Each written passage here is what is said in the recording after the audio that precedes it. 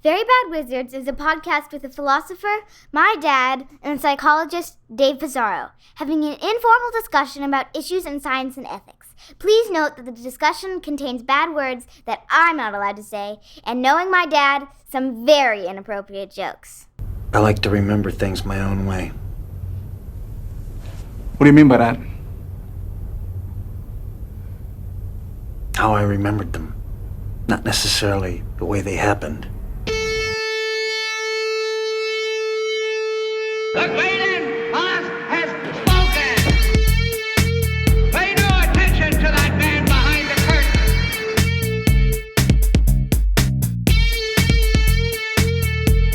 Who are you? Who are you? A very bad man. I'm a very good man. Good man. They think deep thoughts, and with no more brains than you have. Pay no attention to that man. Anybody can have a brain. You're a very bad man. I'm a very good man. Just a very bad wizard. Welcome to Very Bad Wizards. I'm Tamler Summers from the University of Houston. Dave, the actress Sydney Sweeney was under fire on Twitter last week because of a video or photos of her at, I think, her parents' house party where there were likely MAGA people and also some pro-police T-shirts. We need to take a public position on this. What do you think it should be? Oh, God, I'm so glad I missed whatever news cycle that is. I don't know who Sydney Sweeney is. I don't know what the controversy was. You really? That's good. I have no idea, yeah. You should be proud. I wish I could live a life like that. You're a slave to the news cycle. So first of all, who Sydney Sweeney is, did you watch either White Lotus or Euphoria? No. Okay, well. No. Yeah, she is a hot young actress. We know what your type is. Not in this case. Just a blonde. So all it was that there are people who are MAGA fans, and what? Maybe like a blue line, thin blue line kind of thin blue line. Yeah, and people t-shirt. wanted to cancel her for it? I don't know. It was hard to tell, God, but man. My position is that I will still do drugs with Sydney Sweeney. Because Euphoria makes it look so fun. No, I didn't see that, but in White Lotus, her and her friend are in this Hawaiian island, and they each of them bring this huge supply of drugs, which they then lose. It gets kind of stolen from them, and the show's not good after that. It was awesome when they had all the drugs. I seriously am I guess I could see why people might care, but really, I would have to fire my plumber and shit, who pulls up to my house with his thin blue line sticker. Oh my God. Kidding. I don't know if I can still do the podcast with you. You just let pro Do you ever police have plumber. Do you ever have those situations where you're talking to somebody because you're just being whatever, normal, an Uber driver or somebody who's come to to your house for some reason or other, and then they just all of a sudden say something that you're just oh shit. Oh, okay, yeah. Oh, in retrospect, I guess, but yeah. It doesn't bother me. I don't mind talking to people who have. It doesn't bother me at all. No, God, no. It's good. It's good to be able to talk to somebody like that. You get a sense of where they're coming from. Well, even if it's not good, I don't care. Even if I don't know. Right. It doesn't have to be useful in the struggle against depression. It's just it's good to be able to talk to a wide range of people. Yeah, and it just as a human being. And you don't have to I feel there's this weird view that must weaken my stance on the issues if I have any association with those people. If you tolerate their company. That seems like a big error of modern times. Yeah. That it is endorsing or somehow lessening your commitment to say not want guns, to have a friend who's into guns. This is where I think this is going, is you're going to say that you love to have dinner with former SS. Exactly. Well, it's you can enjoy their jokes and stuff, but you can't enjoy that they were SS. Nor can you enjoy the dinner because they're German and they, their food is terrible. So So you I can't, didn't know they were. I didn't know they were cooking. So like if it were at a Turkish restaurant though, you'd be okay with it. yeah, or like an Italian restaurant, Japanese restaurant. You know, they're like we can be like one of the Axis members, I don't know, man. Mussolini, fettuccine, right? Like, but that's the point is it's good food. Like they can't be both murderous fascists and their food is bad. in Mussolini's Italy, at least the spaghetti was al dente. Exactly. You didn't just get a bunch of like bratwurst and like mustard. Anyway, so today we're going to talk in the second segment about Borges' great story that we've been meaning to do for a while. Funes, the Memorious, or as in our translation, Funes, his memory. Yeah, one of, I think, three big disagreements I have with the translation. What is the Memorious? You can't just change it like that, but yes. I read his like justification. Well, maybe we could save this for the second segment. In the first segment, well, number one, we picked another fucking article that we can't talk about now, but this time we didn't record a whole episode on it, but it turns out the guy is just a race scientist, or at least is very inspired by race science, and so. Yeah, I would. I bet you he has a thin blue line sticker on his notebook. At the very least, yeah. I like sometimes those people go beyond. They get to the point where they hate the police because they. Oh yeah, that's right. And especially the feds. But anyway. And this one was our fault for not having read like past a certain point to see where they were like. And as race science shows us. It was very much on the topic of something we would talk about in an opening segment. But, right. I mean, like one day, like we'll be able to pick an article and then just actually record it and then publish that recording, you know? One day. Yeah. So anyway, we thought, given that it's our 10th anniversary, we could... Happy anniversary. 10 years. As of recording, yesterday, August 30th, was the 10th anniversary of when we released our very first episode, but not Tamler, the anniversary of when we recorded the first episode that went unreleased, which appears to be about a year before that. Yeah. I dug up some old audio files of us calling ourselves bad wizards, not even very bad wizards. Just bad wizards. Yeah. And I sent them to you and you listened a little bit to it, but we were like even like more serious. We were like using more formal terms. We were taking it seriously. A little weird. Yeah. We knew we were going to be lighthearted, but we still, I think there's some pretense that we would be a bit more academic. We would be educational in some way, be edifying or enriching the minds of our listeners. Yeah. It's funny because I associate early episodes more with us being more over the top the other way. Like dog fucking and... Yeah. I agree with you that once we started, there was just some awkwardness, I think, about the very first attempts at recording. Because we barely knew each other, number one. And so that's going to obviously... I saw at the end of one of the snippets, because I was like, why is this called part one when it's so short?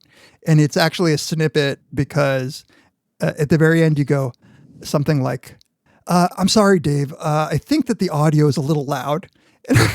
And I was like, he's never been that polite ever since. Yeah. Like you're I'm sorry, Dave. I think that we should check. Yeah, I can't even picture myself saying that. Nor can I remember any like discussion of like bad wizards. Should we go to very bad wizards? Like I have no memory of that even being like a debate or an idea or anything. I have a vague recollection that we were trying to find a name for our podcast before just settling on the inspiration of your book. But apparently somewhere in between that first step, we went to Bad Wizards for a bit. Yeah. That's really good. Like also VBW, I like the way that sounds. BW, that doesn't. It sounds like bowel movement, but with the M upside down. Yeah. Or Brazilian bikini. So we're going to be naval-gazey, which is to say we're going to just make some... I guess some observations about our task, but this was inspired by a tweet that said, "How would you describe the podcast now, as opposed to 10 years ago? How it was when we started?" Yeah, 10 years ago. You know, it's funny in that earlier clip, and maybe we'll play it. Like I describe what the podcast is, which is issues in philosophy and psychology. and ethics, and especially in relation to the emotions. Like I got pretty specific, right? It's going to be about topics like that, but we'll talk about them in a way that is much more informal than you would normally expect to hear a discussion about these things. I think we did, although it was very informal and we were always filthy, and we hadn't entered this. Wow, I've never taken like the whole woke cancel culture, blah, blah, blah, seriously. Things have gotten a little bit more, the expectations, for better and for worse, have become higher, and we were not living yet in that era. So you could probably find some things, if you really want to try to cancel us, there's probably some stuff in the first 30 or 40 episodes, like, I have had it. I was listening to, before we were recording, I was going through a few episodes here and there. And one of our early episodes, we start reading an email that we got from a graduate student. And we're saying that this is unlike another email that we had just gotten, which had been essentially complaining the whole time about our prison rape jokes. And that somebody had decided to stop listening to us because we had made prison. So, and that was like in the single digit episodes. Yeah, I remember that. It was I remember actually even the context of it. It wasn't like a joke about prison rape. It was the only good thing about getting older. I think it was like after my birthday or something. Oh yeah, that's right. So, or I don't know, but like that I become every year a less attractive like candidate. If I end up going to it wasn't like I get not thinking that's funny to joke about, but also like I really do believe that has been like a small consolation about getting older. But that was all just to say that there were people not looking to cancel us, but just canceling their subscription to us. Yeah, right. They hadn't yet discovered canceling. The woke mob, the woke Stapo. We were barely on Twitter, we had.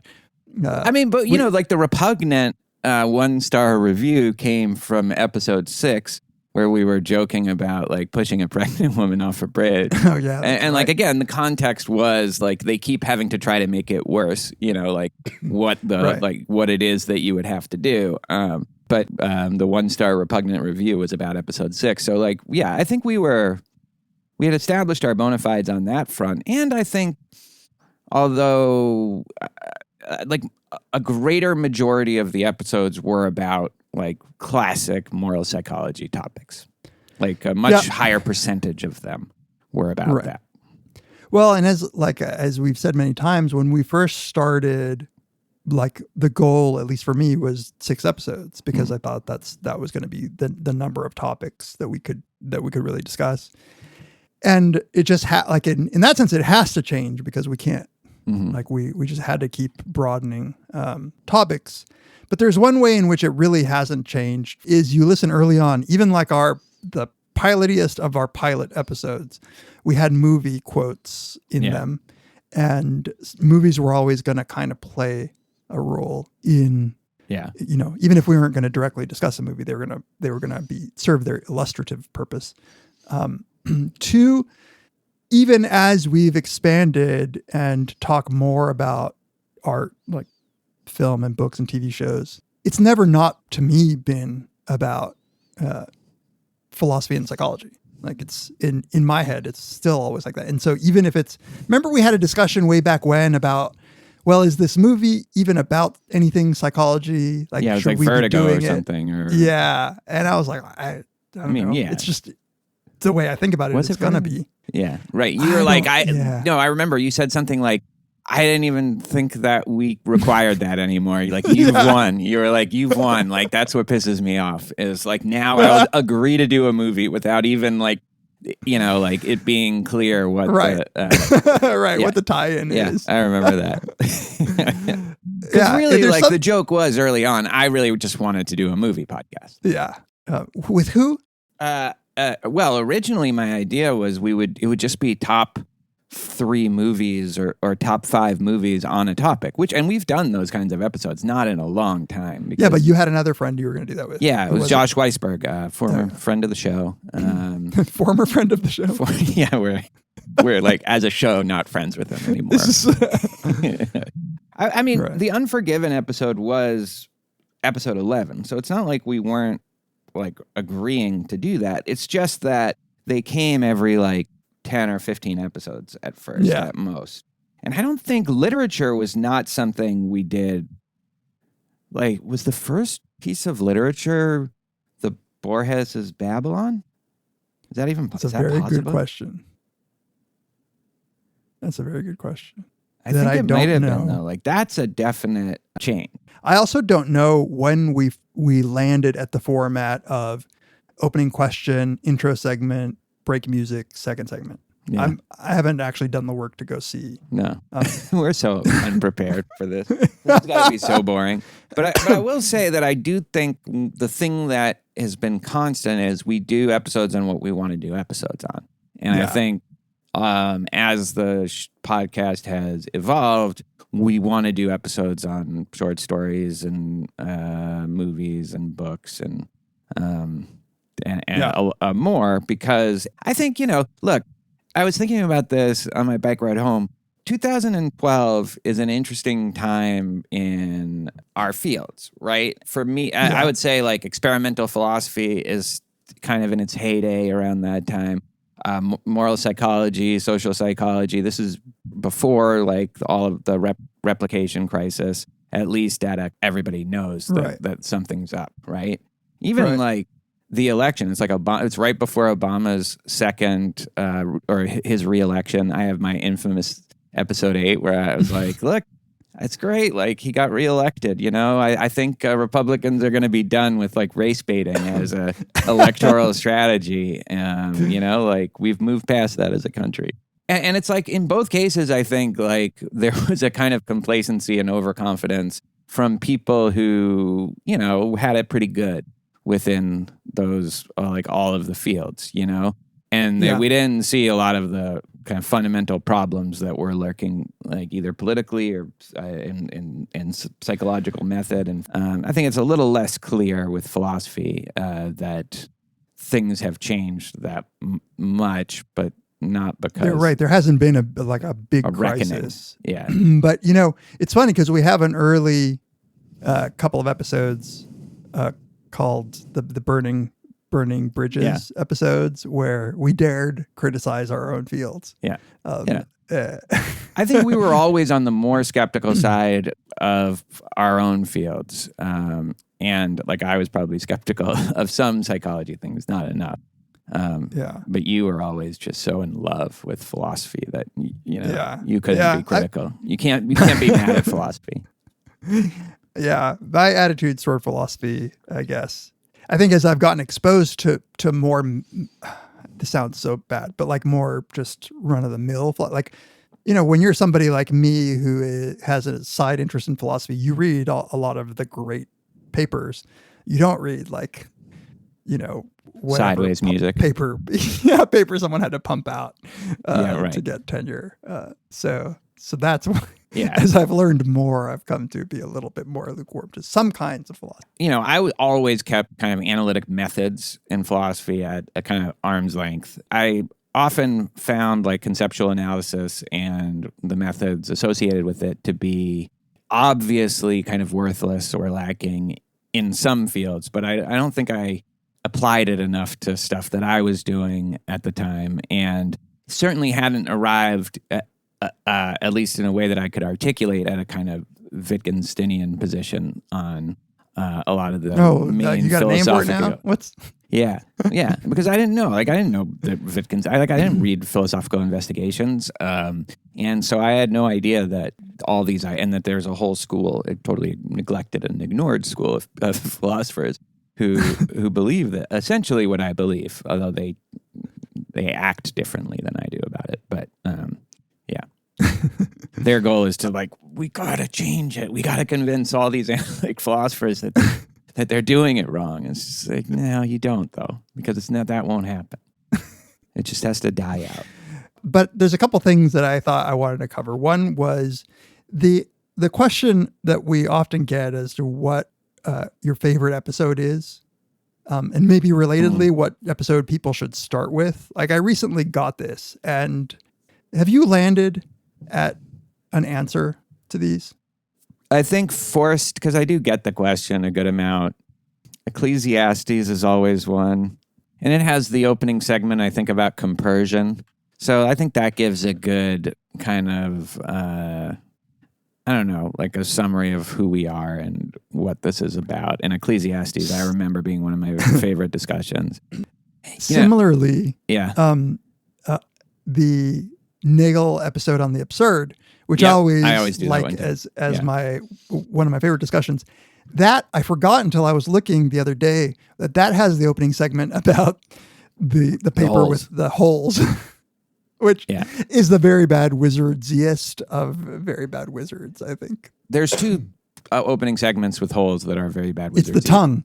Right. It's the one where the using your tongue or your toe or whatever to gauge Yeah. the size of holes. Yeah. Yes. Not the one where what is a hole, like No. yeah. No. But both This of is the- those in their own way are quintessential opening segments. Yeah. Yeah. And so given that I often turn to the absurd and the Ecclesiastes episodes, it sort of is an answer to the question we got on Twitter, which is like, you just an existentialist podcast at this point. And I think I always I was wanted to be. It just took us a while to figure out that that's like something that we could be or enjoyed talking about, like the big. Yeah. Although, like, 2 of our first 10 episodes are kind of on those themes, right? The meaning of life one in episode 3. I mean, that's also about relative values and things like that. And then episode 10 is just explicitly about it. It's like God and the meaning of life. And like, I think we always had this in us, but again, like we just took it to a different level when we started to do when we did Nagel's The Absurd and then, doing Dostoevsky. And we both just love that shit. Here's one thing I will say that's a big difference. Even though it took a lot of time to do it then, I feel like a bigger part of my like mental life is devoted to the podcast now.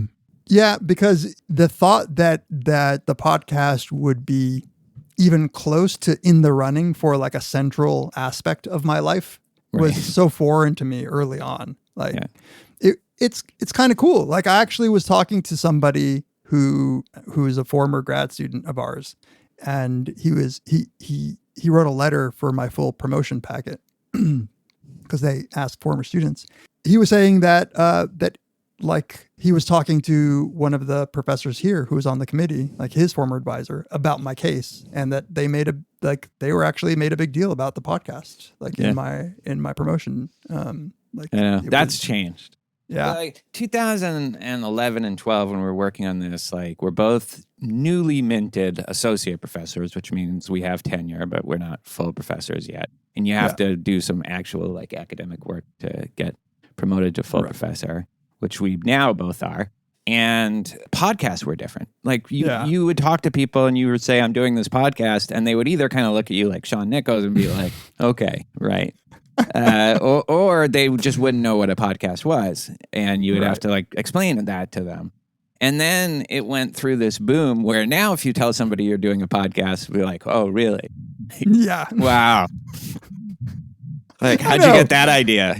Where was the sweet spot? Yeah. Where's this? But like you, I had like the dean in his letter recommending me for promotion, like brought up the podcast as like a real positive. And so if we haven't changed that much, the world has changed to make this respectable, kind of a cliche already. Yeah. And like tedious, but like also respectable, We went from not cool to not cool for 2 different reasons. Yeah, exactly. Yeah. But that's been nice. It's allowed us to do, I mean, one, we have jobs that are flexible so we can do this, but it's allowed me to do more things that I actually enjoy doing than I would have otherwise. A greater percentage of my time doing things that I really love doing. Because as any teacher knows, the best way to understand something and learn it is to teach it. And we're not teachers on the podcast, but it's the same kind of idea where you have to read something closely and talk about it, and you're not just reading it by yourself and thinking about it by yourself. Right. Reading something with the intention to communicate that thing is a very different kind of reading or watching or whatever. And I will say, there was somebody, I think, maybe it was on Patreon, somebody was saying, like, how do you guys do, it seems like a lot when it comes, like, doing the Deadwood stuff and doing the podcast and the AUAs. How do you and see all the having movies? jobs. And Yes, that's right. Time to watch all this stuff. And it's like, it's obviously, Adderall. obviously my kids suffer. My daughter just doesn't see me. Yeah, we sacrifice fucking everything, and we just get like jacked up on remember you went through a big like coke phase for the I missed that. Am I over that? Yeah, I don't know. Sometimes. Yeah, no, but as lazy as I feel, I guess I do work a lot. So I don't know if I work like a lot, but I think I consider myself lazy a lot of the time because I'm doing stuff like this, which I still, for whatever reason, don't consider work, even though now we make a bit of money doing it. And and actually people give a shit about it. They don't give a shit as much as if we publish an article that 19 people read in some journal. But still, they appreciate it. And they don't make fun of us for it anymore. Well, not to our faces. Not to our faces, yeah. Except for Sean Nichols. He's still he'll go to his grave just being like, it's a stupid fucking idea and no one wants to listen to that. Okay, I have one last question for you, which is, we've done it for 10 years. We have no plan to stop if anybody's, or at least I have no plan to stop. Do you have a dream guest for this podcast? Not just someone you want to not that chick that you mentioned at the beginning. Sydney Sweeney. Yeah. I mean, for the podcast. Yeah. By the way, my daughter not whenever I talk about Sydney Sweeney, even. I wonder why. So, dream guest. Oh, well, David Lynch, I would love to have as a guest. That would be pretty awesome. As we've found, sometimes the dream person isn't necessarily the best guest. But I feel like David Lynch could be a good guest for us. Let me think about it more. Do you have some?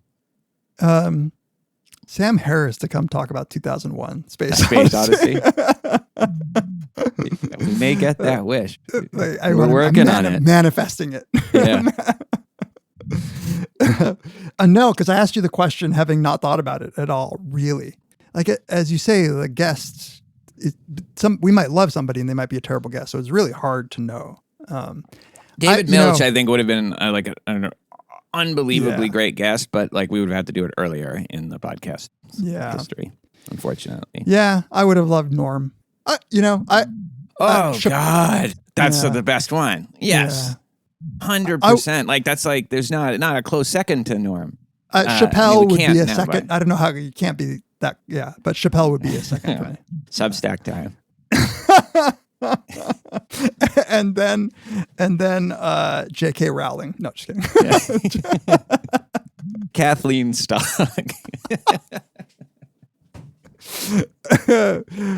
James Lindsay, really. I want to get him back. Get him back. See what's changed. I don't know what, if anything's changed in his life. Good to see you again. How are things? In my defense, like you said, who's your dream guest? And he has sadly passed, but he would have been the ideal VBW guest. He would have. If we could convince him to take us seriously, he would have little patience for us. I think Bill Burr would be a fun guest if we're going to do comedians. For you. We talk about Boston sports. That's right. Everyone would love that. I wear my Yankees hat. All right. Yeah. That was great segment. Great. Thanks for the memories. It has been kind of awesome. Yeah. I'm a little bit sentimental about it. And I'm proud. 10 years. 10 years. Different stages of life. Both our daughters are going to college. Crazy. My daughter, when we started, was young enough where it was cute that she would do that opening disclaimer. Are we going to keep it? Yeah, right? Yeah. You said you didn't like the idea of losing it. I don't, but I said ultimately it was her decision. Because I could see. Oh, she doesn't care. Okay. Yeah. Not that you've asked. Wait, can we get that Sweeney chick to do the opening? Do drugs and then we'll record just some openings. I'm gonna hang out with those two. All right. We'll be right back to talk about Funes the Memorious, or his memory. Today's episode is brought to you once again by Super Speciosa. You know, sometimes you have one of those days. You come home, all you want to do is relax, have a drink, and maybe read or watch something. For me, that's most days or maybe all days. And a lot of those days involve kratom. Kratom, for me anyway, gives a very nice buzz. Shoulders go down a little. I feel a little chattier, you know. I can get a little chatty on kratom, which I think is a mixed blessing for my family. They might say that's putting it generously. What is kratom, you ask? Kratom is an all-natural, ancient super leaf related to a coffee plant that has been used in Thailand for centuries. It helps energize your mind and relax your body. And Super Speciosa has only one ingredient, pure kratom leaf. That's it, just pure kratom leaf. No like high fructose corn syrup or like some kind of protein powder, just kratom leaf. All of Super Speciosa's batches come with certified lab reports so you know exactly what you're getting. And you know, like how often you get your kratom from somewhere and you're like, where's the lab report? I want to inspect the lab report. And there just isn't one. Well, that's not going to be the case with Super Speciosa. Super Speciosa offers kratom powder, capsules, tablets, and teas. Try the tea. That was kind of a revelation for David and me. And of course, capsules are the easiest. Powder might be the biggest bang for your buck, but you got to figure out how to do it. Wash and toss, you know, try that. Who knows? For beginners, definitely recommend the capsules or teas because they're the easiest to use. And Super Speciosa offers 100% satisfaction or your money back guaranteed. So try kratom now and get 20% off if you're a VBW listener. Go to getsuperleaf.com/VBW and get 20% off with promo code VBW. That's getsuperleaf.com/VBW and use promo code VBW for 20% off. Thanks to Super Speciosa for sponsoring this episode. I'm walking in the air. I'm floating in an endless sky.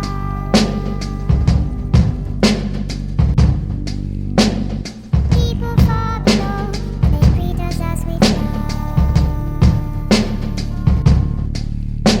I'm walking in the air. I'm floating in an endless sky.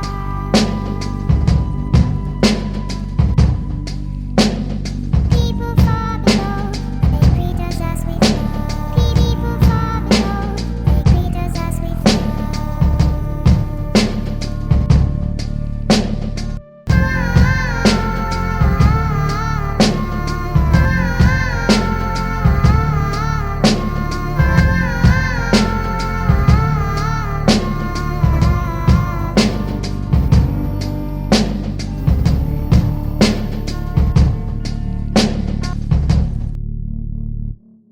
Welcome back to Very Bad Wizards. This is the time of the show where we love to reach out to you and thank you for being part of our community, for getting in touch with us, and just for, I don't know, keeping us going, keeping us motivated for 10 years. 10 years. 10 years. If you'd like to get a hold of us, ask us questions, give us criticisms, give us compliments, you can email us, verybadwizards@gmail.com. As we always say, we read them all. We don't have time to respond to them all. I've gotten some really nice ones recently, as usual. Yeah, absolutely. And some weird ones, but we'll Yeah. You can tweet to us at Peas, at Tamler, at Very Bad Wizards. You can join our lively community at reddit.com/r/Very Bad Wizards, where you can talk to other listeners of the show, complain directly to each other. You can follow us on Instagram. You never go there anymore, right? I've been social media light lately. That's good. Yeah, what's your secret? It's made me happier. Really, I just Pornhub. I spend most of my time. You got one of the premium subscriptions. What do you get with those? At 3,000 patrons. Maybe can we get a sponsor? You know? Oh, God. You can follow us on Instagram. You can go to Apple Podcasts and leave us a rating. And if you really have the time and the motivation, leave us a review. We really appreciate those. You can listen and subscribe to us on Spotify. And I don't know that you can leave reviews on Spotify, can you? I don't think so. Yeah. Well, so they have some other like master plan. They just look directly into your brain. Yeah, exactly. And if you'd like to support us in more tangible ways, there are a bunch of different ways to do that. We, on our 10th anniversary, let's take a moment to thank everybody who has contributed something, both just in interaction, but also in actual money, because it does really motivate us in a different way. And it is just, I don't know. I'm very grateful for all the generosity that people have shown to us over the years. You can find all of these different ways on the support page. You can buy some merch. We got to update our merch. I mean, come on. It's been 10 years. It's been a few years. Oh, yeah. For my daughter's friend. I don't know if that's going to happen. And you can give us a one-time or recurring donation on PayPal, and you can join our Patreon. And we've recently had a nice uptick in Patreon supporters, I think motivated in part by this new Deadwood series that we are dropping. At this stage now, every 2 weeks on off Tuesdays. It's a little hard to keep up, with doing both of these, as you can tell, like from the preparation from our opening segment. Like we're stretched a little thin right now with all of this stuff, but so for now at least, you'll get one of those every 2 weeks, each devoted to a full episode of Deadwood. This is at the $2 level. At the $1, just $1 per episode, you get all the volumes of Dave's Beats, and you get ad-free episodes most of the time. They're ad-free, I should say. Sorry. There was a snafu, but I fixed it. Often ad-free episodes. And and also at $2 and up, you get all our bonus episodes, our whole library. We've done a lot of them right now. Like I can't, I don't know how many, but a lot of them. And at $5 and up, you'll get to vote on an episode topic. This is coming right up. Like tomorrow, I'm posting that call for episode topics, and you will get to vote on from a list of 5 finalists that Dave and I select. And you will also get access to our Brothers Karamazov series, also something that we really enjoyed and are proud of. You get also all of Dave's intro to psychology lectures. Wow, the $5 tier, you get a lot of shit. You do. And at $10 and up, this is our highest tier, you get to ask us questions. Another thing that's going up tomorrow. Our call for questions for a monthly Ask Us Anything video that we have really enjoyed doing. They tend to be long and rambly, but they are a lot of fun to do. And you get to ask the questions. We also release an audio version of that for all $2 and up patrons. So thank you so much again. So I appreciate it so much.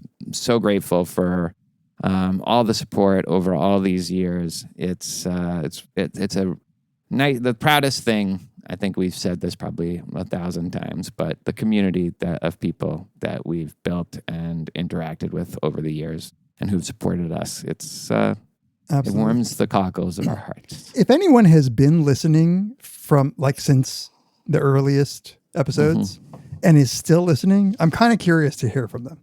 Like a Dagsaurus. Yeah. I know people come and go because I do that with every podcast that I listen to. Definitely. But if anybody's sort of been there, I mean, I don't know if anybody could have been there from the day that we released our first episode, because who the fuck knew who we were. But well, also, there are these psychos that just binge like 240 episodes in like 2 weeks or something like that. How do they not just get immediately institutionalized? There should be Overcast should have some signal that they send to people. like an algorithmic sort of like early warning indicator of self-harm. Exactly. Self-harm or likely harm of others as well. Yes. Thank you. All right. Let's get to the episode. I think I have COVID, dude. Oh, God. Fucking Actually, your cough is something that's probably gotten better over the Yeah, it has actually, but not today. The worst days were the vape days. Yeah. It was just the constant cough. I was just watching you kill yourself. As you take a sip of your bourbon. All right, Tamler, today we're talking about, one of my favorite things to talk about, a Borges short story. This time it is Funes, the Memorious, Funes, his memory, as is in our translation by Andrew Hurley. And only our translation. And only our translation. And he has like an explanation for why. In Spanish, it's Funes el Memorioso, which is just one word that means like a person who has a very good memory. Right. And this was published in 1942 originally, but then it made its way in 1944 to the Ficciones Anthology, Part 2. And it's actually pretty short. So here, as with many of these stories, there is some fictional version of Borges, who is the narrator. And he tells the story of a man that he met 3 times in his life, a guy named Ireneo Funes, who basically after falling off of his horse, gets a head injury and develops this, I'd even hesitate to call it an ability. It's more like a disability, I guess, of remembering absolutely everything. And we'll get to what we mean when we say everything, because like it's everything, including things that you didn't think would be the proper objects of memory. But so he acquires this incredible talent. Broad strokes, that's the story. There's no real plot to the story. There's no real plot other than that Borges, the narrator of the story, is from Buenos Aires, the capital city of Argentina, and he goes to this little town in Uruguay, where I guess he summers with his father, and there is when he first meets Funes as a teenager before the accident. And he has an initial encounter that's kind of weird and kind of interesting, which we can talk about. Mm-hmm. And it's not until a few years later that he goes back to that same town on his own that he hears that about the accident that happened that left Funes appears to be quadriplegic or maybe paraplegic. And he just spends all of his days in his room, but he has developed this very uncanny ability to remember every single thing that's happened.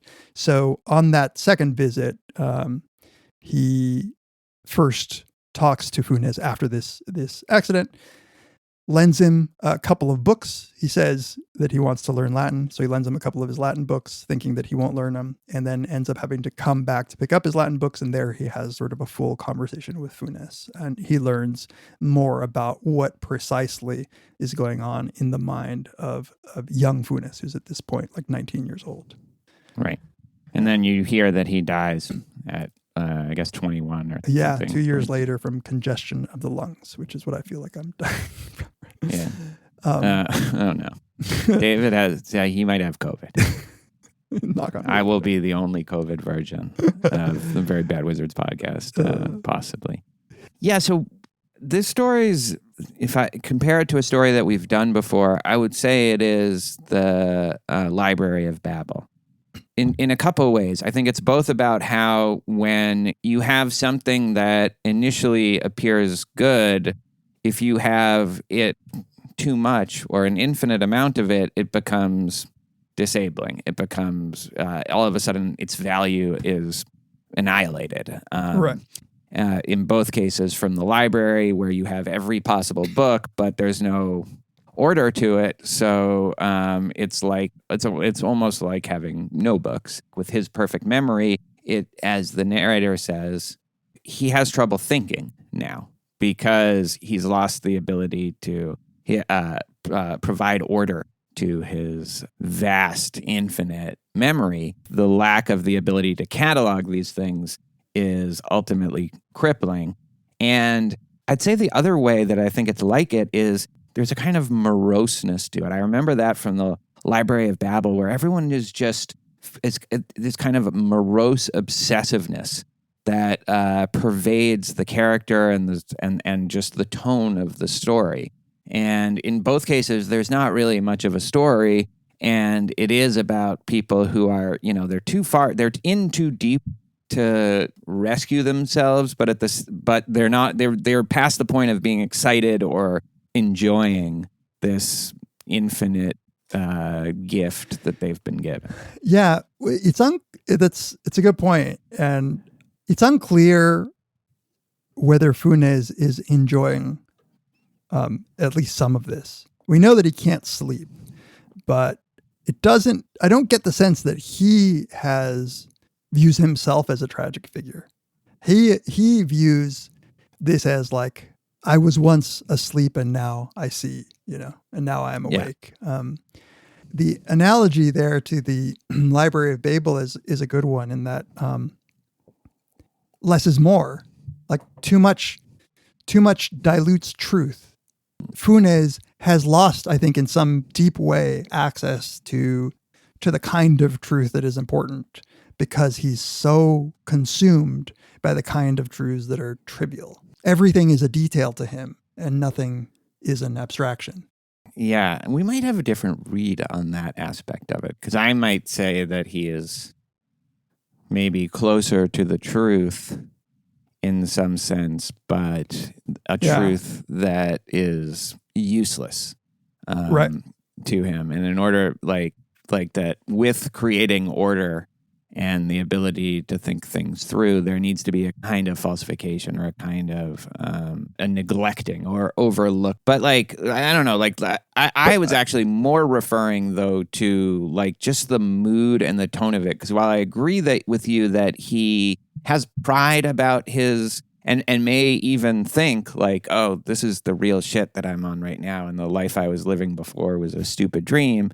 There's no joy or a sense of excitement to, I don't know, at least that I read. It seemed like something that was a burden to him. He has the curtains there's no light in his room. It seems just like this compulsion, this obsessiveness that doesn't seem to bring him happiness. I got the darkness from the narrator. I think we don't really get too much from Funes, but it sounds like he's very content to be in the darkness. But we could talk about that. And what you said before, I like what you said before, you just rephrased what I said. I said that he has the truth about details, not truth about the abstract things that matter.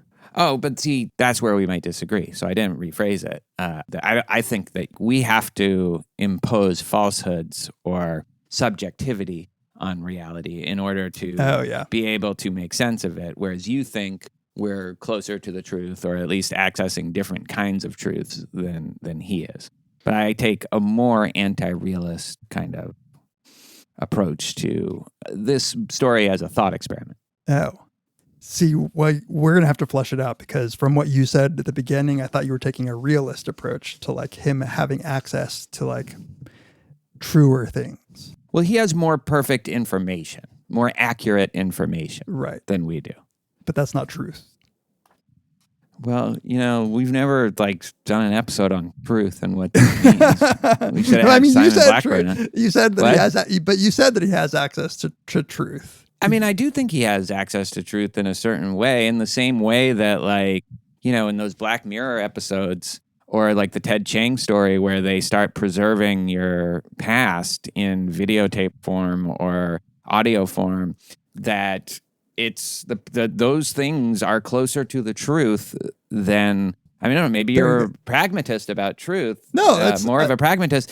Those things are more accurate than how the people remember them, especially when. Yeah, that's what I'm trying to hold you to be saying, that he has access to some things that are truer. Whereas I was saying that the truth that he has is truth about details. What he fails to have is truth about that you can acquire when you reason about those details. He can't make inferences about the things that he notices. Right. So then I think this is probably, I'm embarrassed to say, but this might be like a debate between a nominalist and a like universalist or something.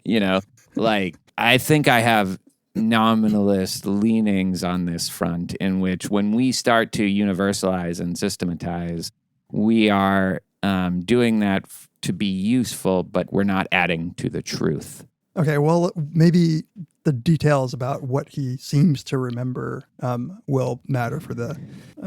But there are some details about like that I think are a little unclear exactly what is going on. There's a line with the dog, like it irritated him that the dog that he saw at 3:15 is the same dog as the one he saw from a different angle like 2 seconds later.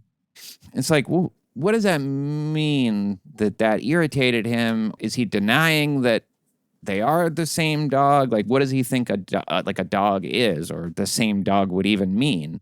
Well, that's a great example of, I think, he's a true Parfidian about the identity of the dog. He's saying there is nothing meaningful in saying that dog at 3:15 is the same as dog at 4:20 or whatever, right?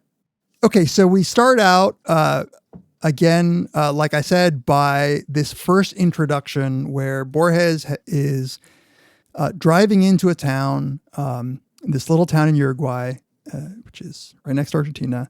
Have you guys like conquered it or something? Is this like somebody going to a colonial offshoot? There is a joke that, Argentina is a much, much bigger country, both in terms of physical size and population. And so they tend to look down on Uruguayans just as a kind of a general sort of joke that they say things like Uruguay is one of our provinces. Like the French do with the Belgians. They're Polacks, Like, yeah.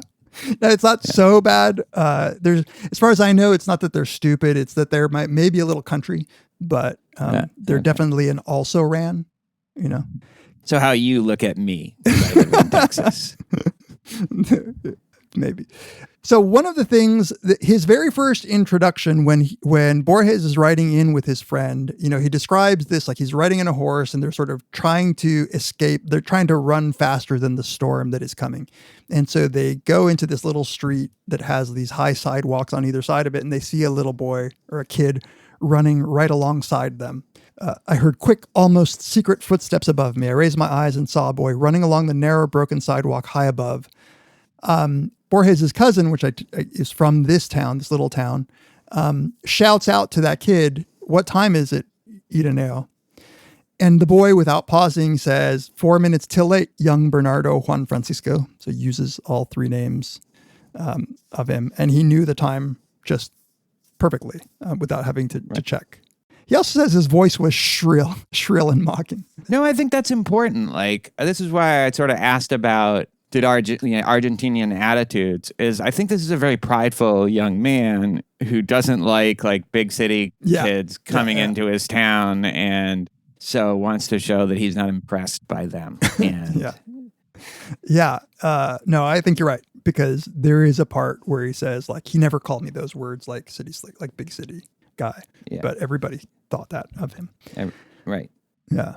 And but this is before his accident, so he clearly has some dormant potential of some kind, right? That he can just know the time, but it's not totally clear what that power is or how you would get that, like what it points to. Yeah, and I wasn't sure whether Borges was using this as sort of a contrast, like this extreme focus on time versus or it was foreshadowing. I don't quite know what we're meant to think of this ability that he had before the accident. We do hear that he was already he was eccentric, and he was he shied away from people, and maybe Borges is trying to present to us like a kind of autistic savant, maybe somebody who's on the spectrum already. I also don't know what to make, again, early on in the first paragraph, where Borges says the name of a person, Pedro Leandro Ipuche, has written that Funes was a precursor of the race of supermen, a maverick and vernacular Zarathustra. And I will not argue the point. but one must also not forget that he was a street tough from Fray Bentos with certain incorrigible limitations. So I did come across like Nietzschean influences on Borges. And I think, I don't know if this was a tribute to him, but there is this Nietzsche quote, "Imagine the most extreme example, a human being who does not possess the power to forget, who is damned to see becoming everywhere. Such a human being would no longer believe in his own being, would no longer believe in himself, would see everything flow apart in turbulent particles and would lose himself in this stream of becoming. Like the true student of Heraclitus, in the end, he would hardly even dare to lift a finger. All action requires forgetting, just as the existence of all organic things requires not only light, but darkness as well." So I think it might just be a kind of tribute to Nietzsche. That's a Nietzsche Nietzsche saying. Oh, Yeah, wow. That's Nietzsche. great. Yeah. Where is that? Where does he say that? This is... Shit. Is it in Thus Spoke Zarathustra? Or I don't think so. I think it's in something else. I got it from this article, which we should post, about Nietzsche, Borges and Nietzsche's kind of the connection. It's called That's Borges clearly Forget- that has to be a direct reference to that Clancy idea. Martin. There's a lot of quotes that philosophers. William James has one. Did you come across this? William James said, "If we remembered everything, we should on most occasions be as ill off as if we remembered nothing." The paradoxical result is that one condition of remembering is that we should forget. Without forgetting a prodigious number of states of consciousness and momentarily forgetting a large number, we could not remember at all. Yeah. So that's very much this story. Yeah. Super interesting. Today's episode of Very Bad Wizards is brought to you by 80,000 Hours. 80,000 Hours is a nonprofit organization dedicated to helping you make a bigger difference in your career, a bigger difference in the world in your career. And the number comes simply from the number of hours that the average person has across their career. 40 hours a week, 50 weeks a year for 40 years. That's a lot of time, and it means that your career is probably your biggest shot at making a positive impact in the world. But it can be really overwhelming to know what to do and how to even start going about having a positive impact in the world. And that's where 80,000 Hours comes in. At their site, you can find advice that's based on evidence and careful research that comes from an impartial perspective that can help you shape your career in the way that you want. They're dedicated to providing free research and support to help you find that kind of career that can help you tackle some of the world's most pressing problems. Whether you're starting out with your career and you're not sure what to do, or you're looking to make a change in your direction mid-career, or even if you just want to help solve pressing global problems from your current job. 80,000 Hours hosts a job board with nearly 1,000 currently open high-impact career opportunities. Or if you have some ideas already, they offer free one-on-one advice consultation to help you switch paths. They have a free podcast and a newsletter that contain tons of expert advice and in-depth information for you as well. I want to emphasize again, 80,000 Hours is a nonprofit and everything they provide is completely free and it always will be. They're fully philanthropically funded and their only goal is to help you find a fulfilling, high-impact career. To get started planning a career that works on one of the world's most pressing problems, sign up now at 80,000hours.org/wizards. That's 80,000hours.org/wizards. Our thanks to 80,000 Hours for sponsoring this episode of Very Bad Wizards. So he goes back, right? This is years later after the accident, and he hears that Funes had been bucked off of a horse. I don't know. It's like the narrator has some weird connection to this guy already. He says, He has this interesting, when he says, "I was told he'd been bucked off a half-broken horse on the ranch in San Francisco and had been left hopelessly crippled. I recall the sensation of unsettling magic that this news gave me. The only time I'd seen him, we'd been coming home on horseback from the ranch in San Francisco, and he had been walking along a high place." And I don't know what he's talking about with this unsettling magic, other than maybe that weird feeling that you get when you hear that somebody you knew, something happened to them. Yeah, it's probably like there was something about like that first encounter that made an impression on him. Yeah, it's weird. It's a weird phrase. I wonder, like in the Spanish. In the Spanish, it's uncomfortable magic. Magic, but it's still magic. It's still magic. Yeah. Yeah. And this is before he's even been told the magic part of that. Exactly. Yeah, it's just about like, maybe he's like, well, isn't it weird that my only vivid memory of him is using his legs, and now you're telling me that's what he doesn't have anymore. Maybe it's some weird sort of like, did I do that? Or it's like, I think like I there's something about this kid. Yeah. I can tell, like, because it's such a weird gift to be able to. I take it like he's not wearing a watch, so Right. to be able to know the time perfectly Without looking at anything. without looking at anything is a weird gift. And so okay. So he says, this new event told by my cousin Bernardo struck me as very much like a dream confected out of elements of the past. I was told that Funes never stirred from his cot, his eyes fixed on the fig tree behind the house or on a spider web. At dusk, he would let himself be carried to the window. He was such a proud young man that he pretended that his disastrous fall had actually been fortunate. Twice I saw him on his cot behind the iron-barred window that crudely underscored his prisoner-like state, once lying motionless with his eyes closed, the second time motionless as well, absorbed in the contemplation of a fragrant switch of artemisia. Do you know what that is? No, I assume a flower. Some sort. Well, what's a switch of it? What does that even mean? Like a stick. Like a switch okay. is like a branch.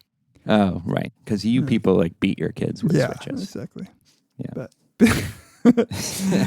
I love how here Borges, is like, he's self-deprecating. That's why I want to believe that it is Borges who's writing this. He says, it was not without some self-importance that about that same time I had embarked upon a systematic study of Latin. It's like you going to France. That sounds like Borges. Yeah, that sounds like when Borges is writing in his style. Yeah. He's like, I admit I was being a little douchey about it.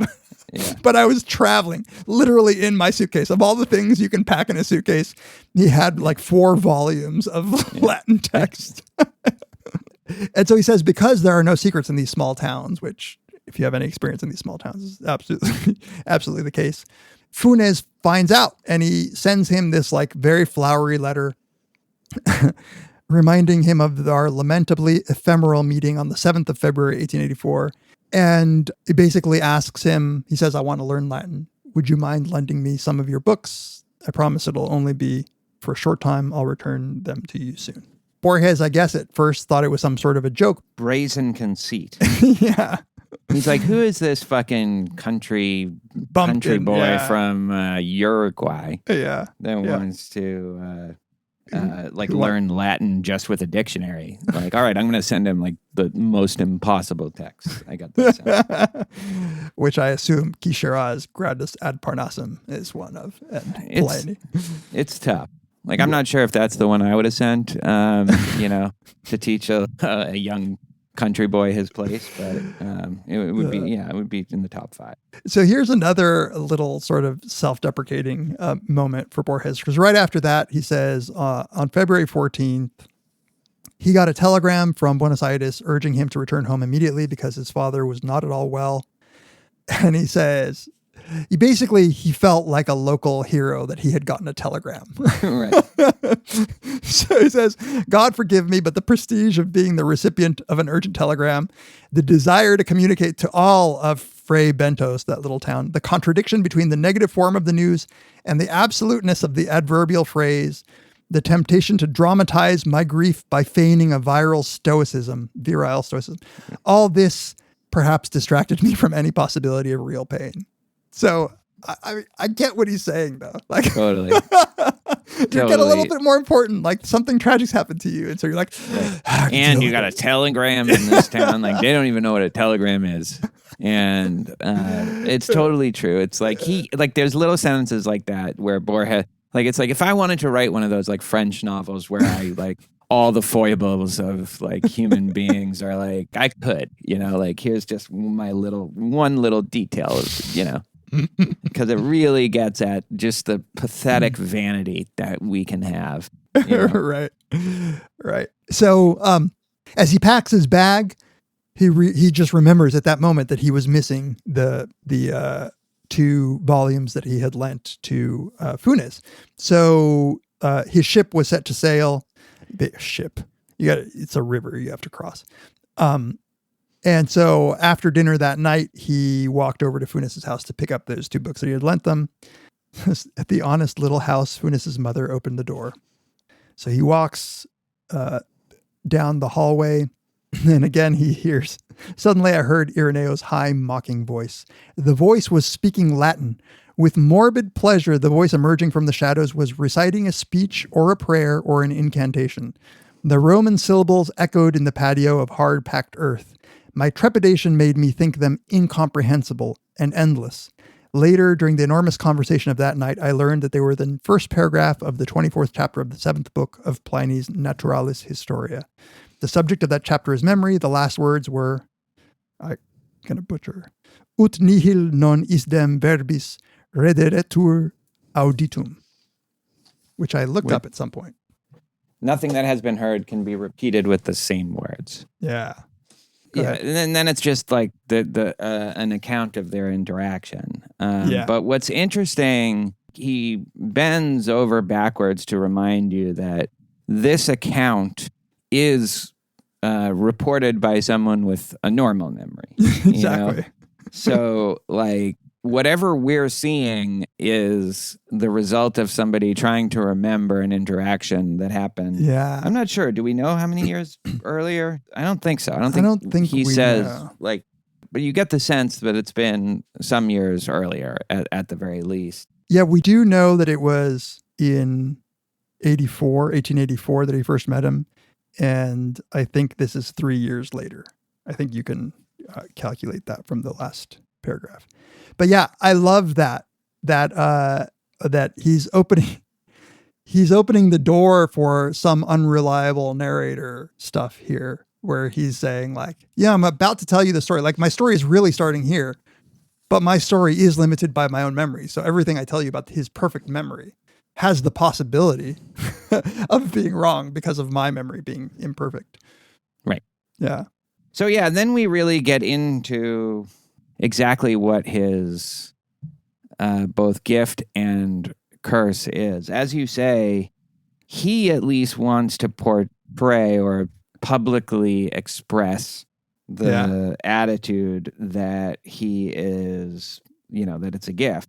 Yeah. And that, but certainly the narrator doesn't see it that way. And again, this is all filtered through the subjective perspective of the narrator, but I got the sense that the just general mood is not positive. Well, it's a dark room. He's paralyzed and he's clearly obsessed in the way that we had a long discussion about a level of obsession in the Library of Babylon, Library of Babel.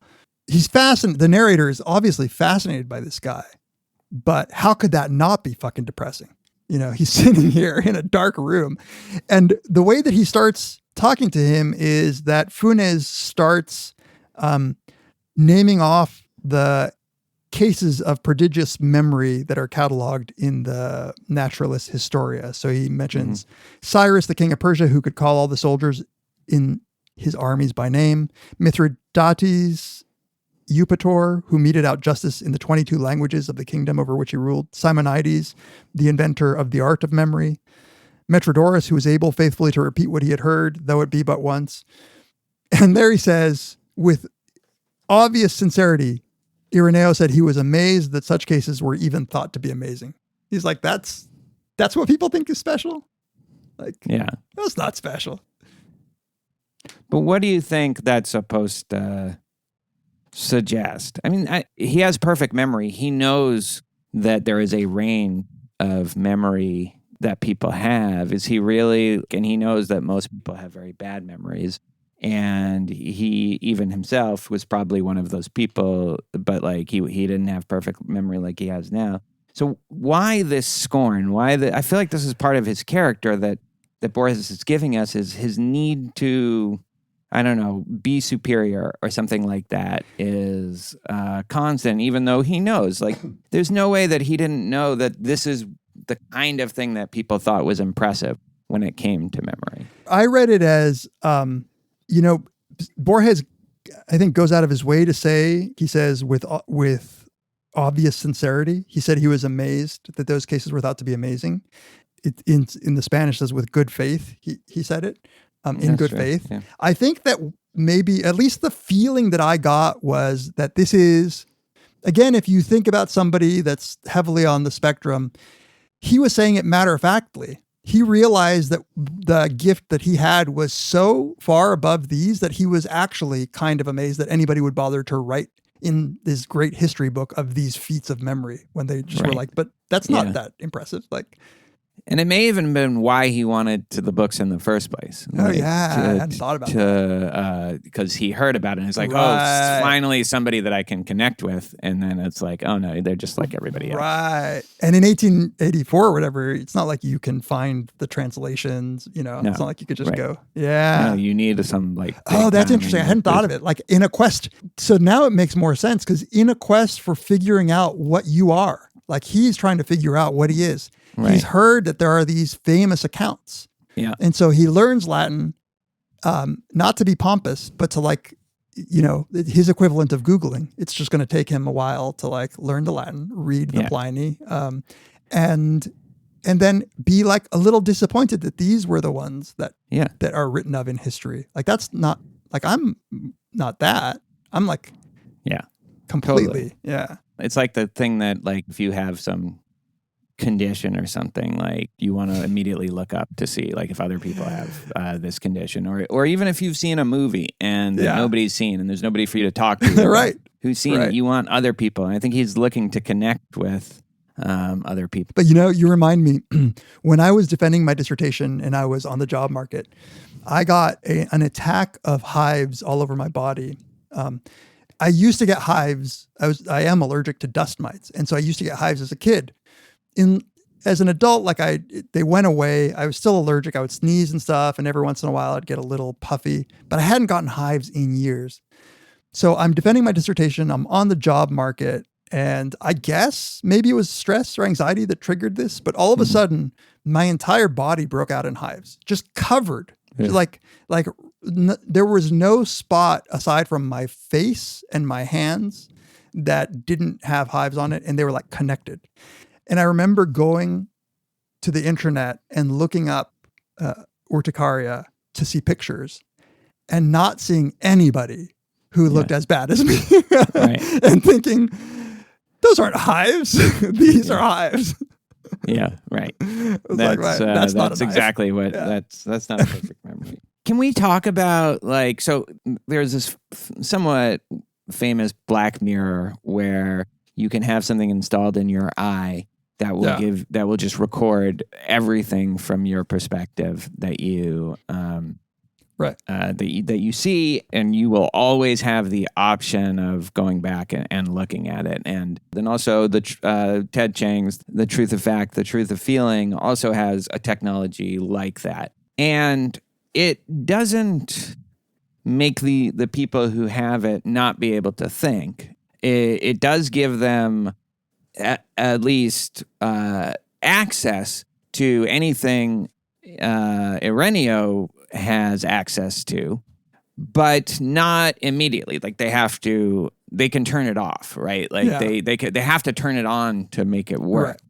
So there's something different about Ireneo, who has no ability to switch this off, that actually sort of attacks and eats away at his ability to function as a normal human being. Whereas these people don't have that, because even though they have access to the same information, they also have access to not having the information. And in fact, I think that some cases of memory are like that, where the people who do these memory feats, like the World Memory Championships, or the people who can remember, like they'll memorize 100 people that they meet right there. Like the people who do these sort of side shows to show off their memory. Those people are using techniques to memorize that are effortful. Right. And so they can choose to recall or choose not to. But there are cases of people there are not that many of them, but they're called highly superior HSAM, highly superior autobiographical memory. Those people, it's intrusive. They can't help, but it's only autobiographical. So they can't help but remember if you were to say like July 12th, 1989, that whole day would come flooding into their mind, like everything they did that day. And so they can't stop that from entering their mind. And it feels like Funes has something like that, but on steroids, where those people don't have like, I'm looking right now at the wood grain of my desk, right? I am perceiving the pattern.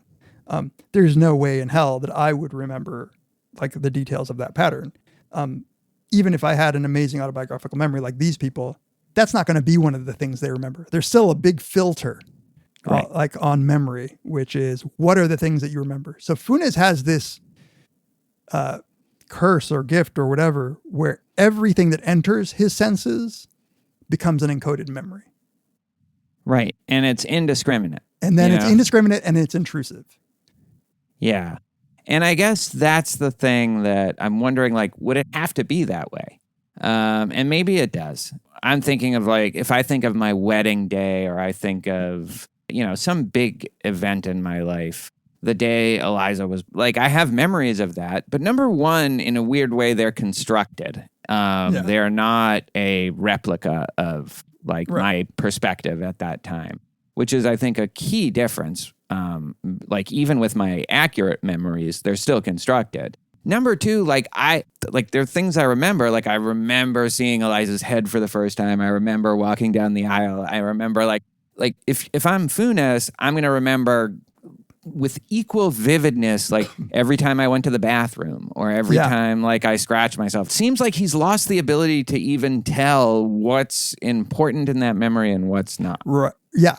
Yeah, exactly. Even worse is what I was going to say. Even worse than what you're describing is when I talk about memory and sensation and perception to my class, I always try to describe it as a sort of filter. Like there's all this stuff out there in the world, and some of it hits your senses, right? Like you see some light, you don't see the whole spectrum of energy. You hear some sounds. Some of that stuff enters what's called sensory memory. It's like literally in and out. That I saw like a blade of grass as I was walking my dog today, like this specific blade of grass. It entered my eyes and it got processed in my brain, but my brain knows immediately that that's meaningless. So it doesn't even make my short-term memory, let alone my long-term memory. It seems as if the way that Borges wants to describe Funes's memory is a way in which it doesn't exist for anybody, which is that blade of grass moving in the wind is as vivid as seeing your daughter's head appear. Right. Exactly. Yeah. So zero prioritization on information or on sensory. Right. Yeah. And I guess the question I had was, and I like this gets more metaphysical too, like if you press it, but is there any reason why he can't emotionally favor some memories over the other while still remembering them? Right. But like, is there any reason, or is it like the whole reason that we can prioritize like the importance of certain events is because our memory is already doing it for us, kind of like our memory is already kind of filtering out what's not important and what's important. And if you have perfect memory, then you can't ever like build that structure of systematizing like what is actually matters to remember and what doesn't, what was important or significant for you or what wasn't. You know what I mean? Yeah, totally. I think you're right. So some of it is done maybe just automatically by the brain. A lot of it is done by either purposeful or non so purposeful attention. Like whatever captures your attention has a better shot of.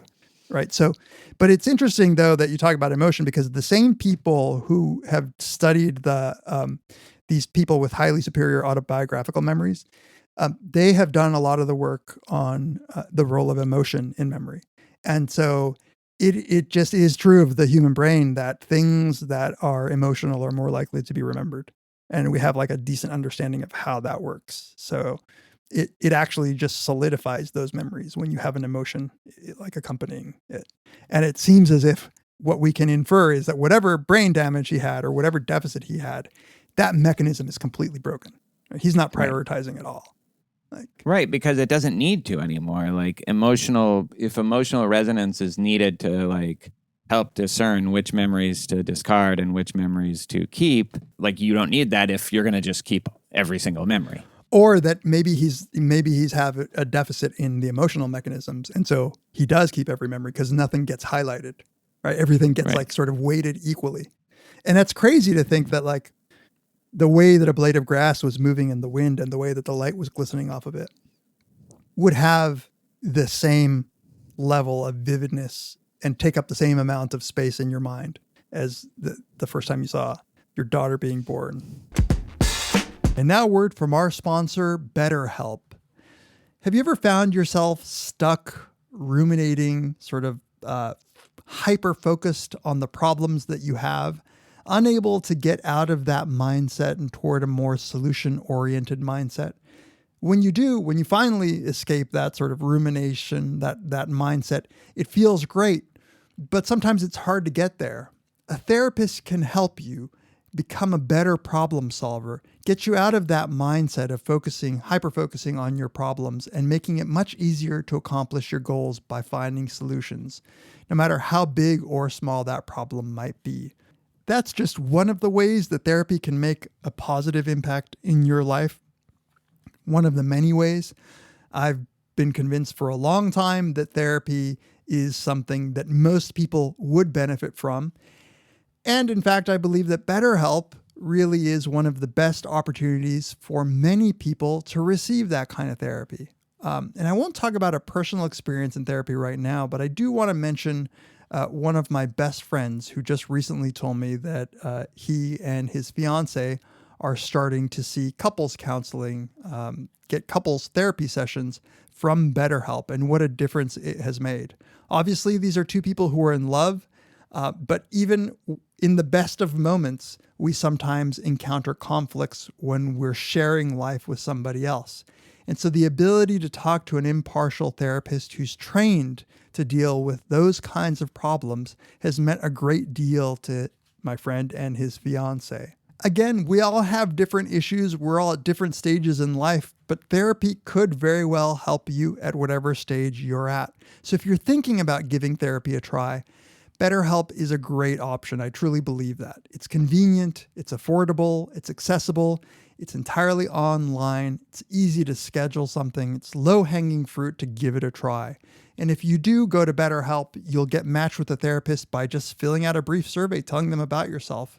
And if you don't like that therapist, you can change therapists at any time. So if you want to be a better problem solver, if you're determined to try to make that change in your life, therapy can help get you there.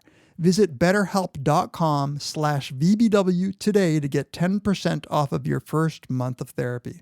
That's BetterHelp.com/VBW. Our thanks to BetterHelp for sponsoring this episode of Very Bad Wizards. Are they incompatible? And maybe they are for empirical reasons, not conceptual reasons, but it seems like you could imagine somebody with this perfect recall who is still able to decide which memories made him happier. And also, just again, at a more metaphysical level, would be able to say, as we understand dogs, that's the same dog. This is what I don't fully get about it. Like, the reason I think Jen is the same Jen when I'm going to go down and see her, I haven't seen her since this morning. When I go down and see her in the evening, that's the same Jen, is not because I think she looks identical to the same Jen that I saw this morning, but just that I know that, like she lives in the house. Real. Yeah. Yeah. Like it's like the way it attacks his ability to generalize. It's not clear to me how that follows from perfect memory, and especially for someone who didn't have perfect memory before. And so who gets that people refer to someone as the same person, even if they look different or they see them from a different angle. And also people who get, like pieces of fruit that look like this, we call that a pear. You know, even though like there are different pears and there are different kinds of fruits that, you know, like are ambiguous or whatever, what I never fully got about his condition is why it attacks his ability to generalize, just even in pragmatic ways, so strongly, why it just obliterates that so strongly, why it just obliterates that capacity. The way I understood it was, but there's a couple of things that I think you're saying. One is, even if he has perfect recall, why can't he still prioritize? But you're putting the cart before the horse, and maybe this is the empirical part, which is right. The prioritizing is what makes you remember. So that's why in a normal person, we forget most things that ever happen. The only things we remember are things that we prioritize, whether they're prioritized because they caused us to have an emotion or whether we chose to rehearse them, like in memory. Because the prioritizing isn't happening anywhere near like the low levels that it's happening to us, like I know to ignore the blade of grass, it sticks in there and it won't leave. And so that's one part. And I think that's so is the idea that like if my brain wasn't already filtering out like a lot of the differences between Charlie 2 days ago and Charlie now, I would really not be able to like. Well, that's the second part, because I don't know that it follows that would be the case, but I think this is what Borges wants to say. What does it mean to say that something is the same? Right. It means that you are forgetting, and this is the money shot of the article, is that it is to forget a difference, and he can't forget any of those differences. He's like, no, I get that to you it's the same, as if an alien would say David and Tamler are both human, and he would never bother to think that they're two different humans. He can't do that with blades of grass, and he can't even do that with time, which is interesting.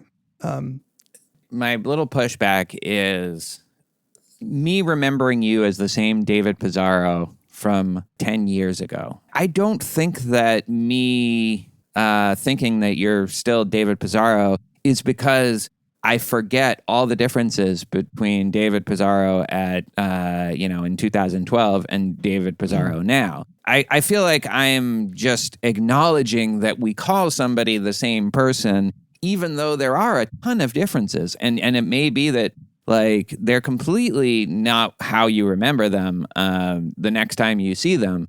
It's still the same person because that's our convention of, we call the same person with the biological lifespan that person. Right. But we're not necessarily forgetting all the differences. Now, maybe the idea is, okay, you're acknowledging that there are differences, but if you really knew how many differences there are, like the thing that makes you even have this convention as the first place is that you focus more on the similarities in personality, similarities in space and time, similarities. But if you really knew how different everybody was, we just wouldn't even have that convention in the first place and it wouldn't make sense. Is that the idea?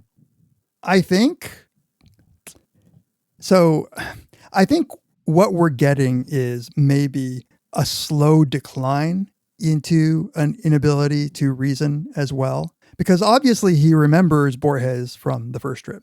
So it's not that he knows to ask him. And he knows to ask him, and he knows to write him. So it's not that he can't. The feeling that I got is that as this memory condition where he remembers everything and remembers all of the differences are intrusive because, he can't forget them. That he's developing, the way that I read it is that he's developing a metaphysics where he is now perplexed at what it even means to say that something is the same. Yeah. Because he experiences everything as so different each time in the real Heraclitus kind of way. Like he's actually experiencing it that way. So his metaphysics is kind of changing. And that's why I feel like he's systematizing in a way that's so odd where he gives every number a name as opposed to, because God, like, and it feels like he's going to continue, like at some point he won't even be happy saying it's the same number. No, he's a true particularist. He's a true... and I feel like in decline. His metaphysics is in decline as this has taken over his life. Or progressing. Or progressing, right? He is like, if Parfit bit the bullet experientially and was Yeah. like, no, I really am not the same person. You really are not the same person. Like, I'm going to act as if that's true. That's what I like about the phrasing of it irritated him that the dog at 3:14 from this That's right. angle.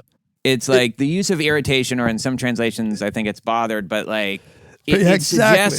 it suggests that this is an ongoing process. It's not that like, it's just like, why would we have a metaphysics where this dog that looks so different at this moment is also this? It's not that he doesn't get that by convention, that's what the deal is. Right. It's that it just seems so like incomprehensibly like stupid to him. Right. It's like, Right. he's It's like no, a cat. it's like this. It's just as no more similar than like another dog that I would be looking at from the same angle. Like, that should be the same dog. 'Cause Yeah. I'm looking from the exact same angle or something like that. You know? Yeah, no, that's a great way to put it. That's totally right. That irritation. He knows, but it would be like you and I encountering somebody who was like, hey, look at that. We saw it yesterday. And we were like, what are you talking about? That's an elephant. And you just realized that they were talking about gray things, and like they were referring to a rock Right. from like, no, it's a gray thing. Like, you telling me that's not a gray thing? And you're like, but there are so many other, that irritation.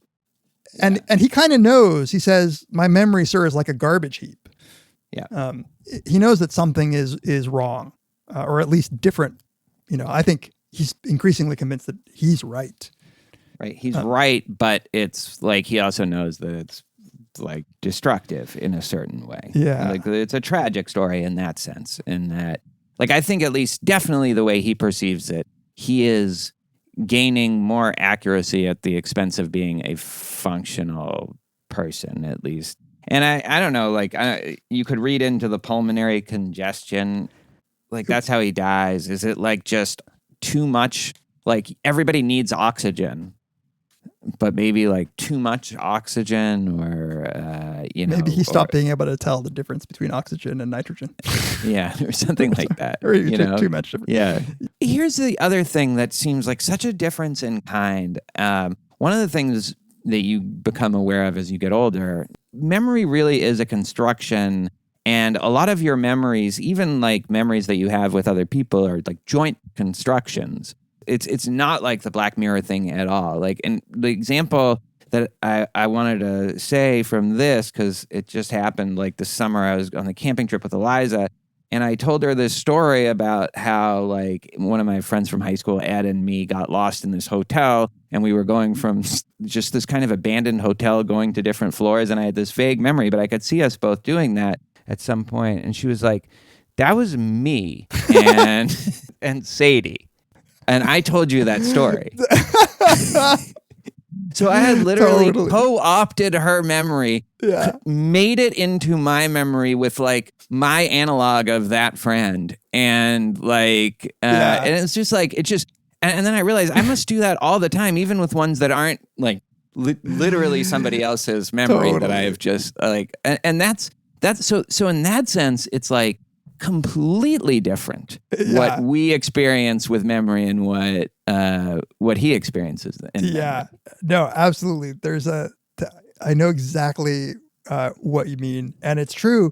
Like, this is why we have false memories all the time, because we tend to talk about things. So like the famous studies on these flashbulb memories, where people say they remember exactly where they were when this happened. When people went back and researched it, they found out that a lot of those memories weren't accurate at all. And it's because we rehearse those events with each other. So like, if I ask you where you were during 9/11, you talk about it so much with other people, you start incorporating that shit into your own story, and unable to distinguish. Like, right. Yeah.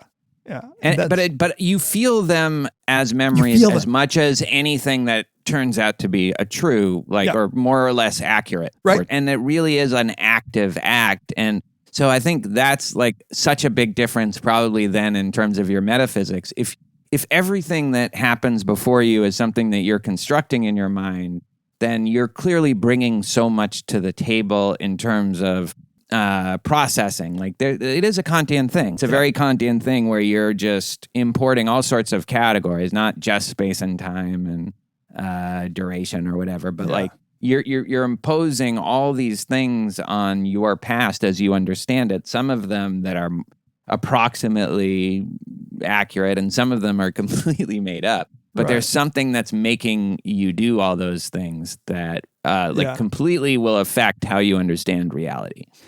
Yeah, even at the level of sensation and perception, you have this where, it's like little kids, infants learn really quickly that what an object is and what, like that a glass on a table is a glass on a table, not like some sort of glass table thing. Right. Like they can, they develop or they come, depending who you ask, like they either learn it really fast or they came in knowing what those rules are. And those shared rules mean we have a shared reality. And so the metaphysics becomes a shared one where it's like glasses are a thing, tables are a thing, table glasses aren't a thing. Like, right. And it feels like Funes's metaphysics is just getting fucked because it isn't including categories anymore. It only has instances. Everything is all one thing. Everything is or a river. It's the Heraclitan river. Right. And so there is no category that contains two things. Right. Yeah. Everything is its own thing. Yeah, and so there's a kind of holisticness to his experience, which is it's like, you work towards this in some Buddhist practices, but that everything is just this flow, this ocean of like non-dual consciousness, and the categories that we impose, the distinctions that we impose that's our contribution, but everything is just the same stuff, completely and totally always in flux. Very Heraclitan, and that's I do get the sense that Borges is trying to portray that is how he sees the world, but not in a way that makes him, I don't know, blissful or enlightened. So this is what confuses me, because I get what you're saying, and I get how that might be the result of somebody who has Funes's way of processing these memories, but it's very much described as not oneness. So I could see like being overwhelmed by the fact that there are 18 billion things and then treating it all as one sort of stream. But he's I feel like what's bothering him here is that he's seeing 18 billion things, not like 18 things like you and I are seeing. Right, exactly. And it's certainly not one thing, one harmonious whole that he's seeing, because he talks about things as having their own kind of separate existence. I wonder if that's because he's in this transitional period, like you were saying before. I mean, maybe he dies of pulmonary. But dies in 1989 of pulmonary congestion. Yeah, but maybe had he not died of that, he it could be like this is this sort of really uncomfortable interstitent period, this transitional state. There's some stuff that I definitely wanted to get to, like the systems that he starts working with, where he starts where he says that he's going to develop a system of enumeration. But what bothers him is that numbers are treated as like 100 or 200. They're just like one of this thing and two of this thing, when in reality, they're all like 100 different things. So they should each have their own name. Their own name, yeah. So he applies this mad principle to the other numbers. Instead of 7,013, he would say Maximo Perez. This is a part where I think Borges is just like hilarious. Like I think Borges is having some fun with it. He says, instead of 7,014, it would be the railroad. Other numbers were Luis Milian, Lafinur, Olimar, Sulfur, Clubs, The Whale, Gas, A Stewpot, Napoleon, Agustin de Vedia. Instead of 500, he said 9. Yeah, I love that. Instead of 500, he said 9. Yeah. They're always on the borderline of going crazy. Like the Zahira is like this, Talan Ukbar. They're always like, as they get put in touch with the infinite, it's never like this kind of transcendent, like great, like it's just like they're going fucking insane. Right. He says his own face in the mirror. So right after that dog example that you were talking about, he says his own face in the mirror, his own hands surprised him every time he saw them, which is kind of interesting because it means that he's still at the point where he's expecting to see the category him. And now he's seeing like a different. Exactly. That's because he's in this transitional phase where he hasn't given fully to the flow. But when he sees himself and the vast differences that there must be between, even if he is wearing the same clothes and looks like there's so many differences. Like, it's just like, there's no way that could be me. Like, it's like every time there's some completely different person in the mirror, Right.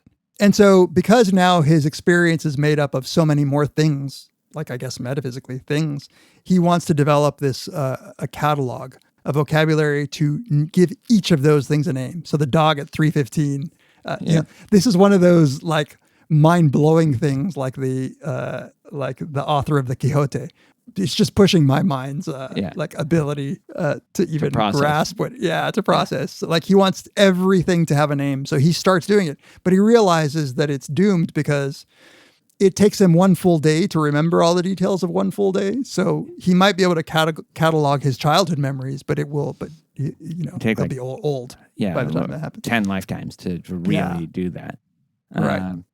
And so then it says, getting toward the end here, that he couldn't sleep because to sleep, Borges says, is to take one's mind from the world. It's actually, in the Spanish, it's to distract yourself from the world. Mm-hmm. And Funes, lying on his back on his cot in the dimness of his room, could picture every crack in the wall, every molding of the precise houses that surrounded him. So this is what I think is such an interesting idea. In order to fall asleep, he has to imagine houses in a neighborhood that is completely unfamiliar to him, that he's never seen before, because there he can imagine homogeneous houses. In the ability to like not notice all the differences, his mind can finally rest off and fall asleep. Yeah, that's so interesting. And, it was inspired, as you texted me, by his own insomnia. And, at times he talks about it as if it's a metaphor for insomnia.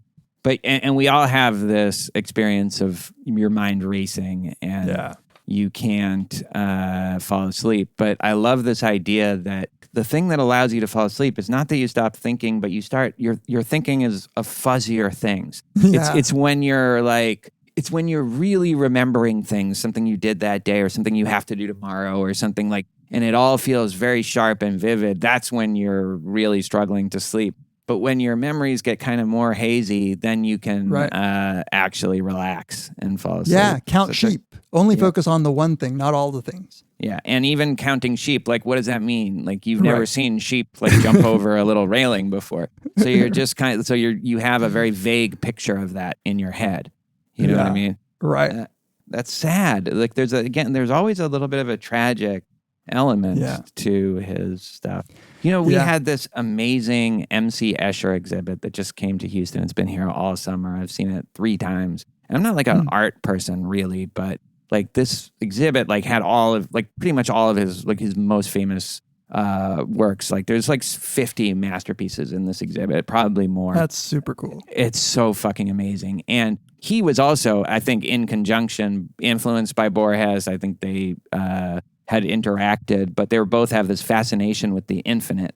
And a lot of Escher's stuff is about these kind of infinite loops, these Mobius strips, But with Escher, you get this sense of just ebullience, like this excitement, it's this kind of nonstop playfulness that there's some dark themes in some of them, but the overall sense you get is of this like bursting with enthusiasm, all these new ideas, all these cool things to think about. One of the really interesting things about Borges is like he's fascinated by these ideas, but there's always a weight to them. There's a cost. Oh, totally. And he makes you feel it like in this story at the end here. So he says, in the teeming world of Ireneo Funes, there was nothing but particulars, and they were virtually immediate particulars. In the Spanish, it uses different words there. It says something like there weren't even details; they were only immediacies. So like he's not even like instances are their own details. Like that parsing through time is like enough. And then Borges says, which gets to that sentiment that you're describing. Ireneo was 19. He had been born in 1868. He looked to me as monumental as bronze, older than Egypt, older than the prophecies and the pyramids. I was struck by the thought that every word I spoke, every expression of my face or motion of my hand would endure in his implacable memory. I was rendered clumsy by the fear of making pointless gestures. The Spanish is more like I was frozen in fear. And so he's afraid that like just him moving is like filling up this guy's mind with useless information. Yeah, and right. that can't be good for him. Right, because there's something earlier, I want to find it, where he says he doesn't just remember things. Every time he remembers them, he remembers remembering that. And then he remembers remembering the remembering of it. And so every memory spins off a possible infinite number of memories because it is infinite, his capacity, right? And again, it's like Escher plays with this where he has like himself, like a self-portrait looking into a sphere, and then you see like his face in the sphere holding another sphere, and like it goes all. But in this case, like you said, it's like this is really bad. This is going to drive him crazy, and like he doesn't want to add to like some new infinite sequence of memories of you know. It reminds me of that quote that I love from Borges about mirrors and copulation multiplying. You know, it's like I don't want now. That's in Emma Zunz, right? Yeah, that's right. Yeah. He doesn't want to multiply it in the mind of Ireneo because he, you know, and when I took this to mean, I don't know if you did, but when he says that he looked as monumental as bronze, older than Egypt, in his mind, he contained the same amount of whatever information, memories as a civilization would. And so he's feeling the weight of that. You can see on his face that he is as old as the pyramids, even though he's only 19.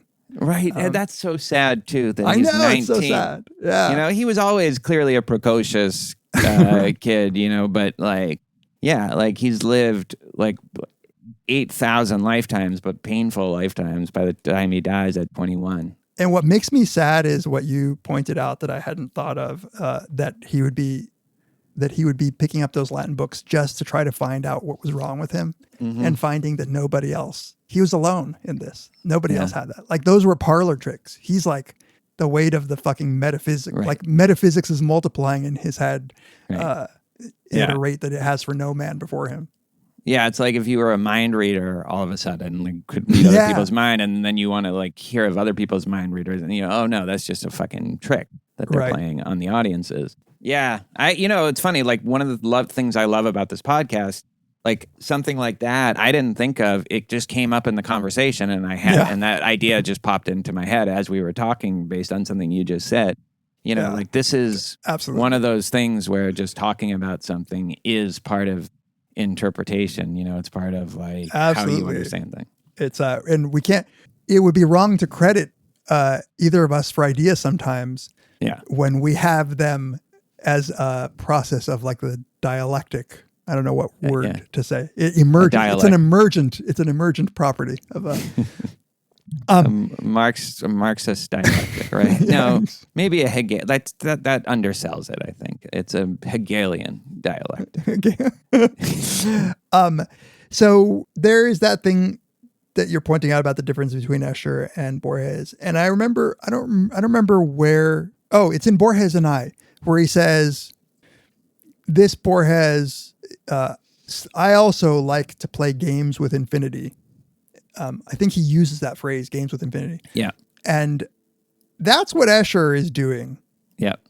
Borges is playing games with infinity that have like a tragic, like there is that, the tragedy. There is like peering into infinity and being, it's a bit of horror. Yeah. Yeah. And there's a weariness. There's a Wild Bill kind of weariness to a lot of his characters. Exactly. You know, just like the heaviness of, and in this case, it's just infinity that's causing them that in some form or another. He's great. You know, we should wrap this up. Yes, we have to. Ireneo Funes died in 1889 of pulmonary congestion. Tamler. On the looking at yourself in the mirror topic, I never really understood like what it must feel like viscerally for him until today. Like I'm doing this team taught great books course that I do in the fall, and you go to a lecture, and then I had to go teach my section right after that, and it was downpour, and I never bring an umbrella, so it was a downpour. I just got a haircut, and I go into the bathroom. I see my class. I'm like, hey, I'm just going to go like dry off because I got completely drenched. And, you know, I have a decent head of hair for a man of my years, but like when the rain is all down on it, like you could just see what a like facade it was. It's like one of those Hollywood like fronts of like a barn, like a house, like to the point that I didn't know that, and I saw my like in my head, and it's like just these streaks down, otherwise like bald head, just these streaks of hair, and I'm like, who the fuck is like what is that? Who is that? Jesus Christ. That's how he must feel like every time. Like, like what is that? Like, I would not have recognized. I didn't think you could pour a bucket of water on my head. I did not think like I could look like that. That's why I refuse to let people take pictures from above and behind me. Yeah, I know. That's what time will do to us all. Hey, Tamler, happy 10-year anniversary, but I'm realizing it could be like a billion anniversary. Who said we had to divide it up by years? Exactly. What does it even mean to say happy sulfur anniversary? Happy sulfur. Happy 4th anniversary. All right. Join us next time on Very Bad Business. The great boss has spoken. Pay no attention to that man behind the curtain.